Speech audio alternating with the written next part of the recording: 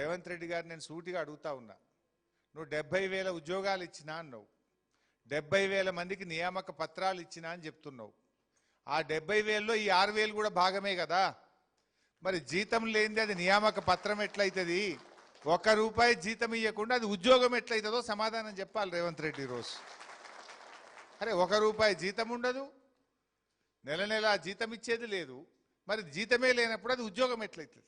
అది నియామక పత్రం ఎట్లయితుంది? అది అంటే రేవంత్ రెడ్డి చెప్పిన 70,000 ఉద్యోగాలు ఎంత బూటకమో దీన్ని బట్టి అర్థమైపోతా ఉంది. ఏమనంటే నేను 70,000 ఉద్యోగాలు ఇచ్చిన అంటాడు. ఆ 70,000లో ఈ 6,000 ఉత్తదే కదా, ₹1 జీతం లేదు. ఏమన్నా అడిగితే కలెక్టర్లు ఏమంటున్నారు మిమ్మల్ని? రైతుల దగ్గర వసూలు చేసుకోండి, ప్రజల దగ్గర లంచాలు తీసుకోండి. ఇదా ప్రజాప్రభుత్వం చెప్పేది? ప్రజలను అడుక్కోండి, ప్రజల దగ్గర లంచాలు తీసుకోండి, రైతుల దగ్గర అడుక్కోండి అన్నప్పుడు అది ఎట్లా ప్రజాప్రభుత్వం అవుతుంది? ప్రజల కోసం పనిచేసే ప్రభుత్వం ఎట్లయితుంది?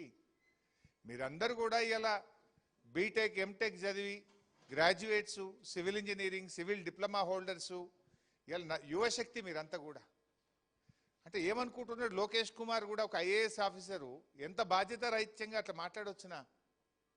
మీరు పోయి పొంగులేటి గారిని కలిస్తే చేతిలో ఏది ఉంటే దాంతో కొడతాడు అంటే ఈ పొంగులేటి ఏమనుకుంటుండు, లోకేష్ ఏమనుకుంటుండు? కొట్టనీకి ఆ ప్రభుత్వాలు ఉన్నాయి.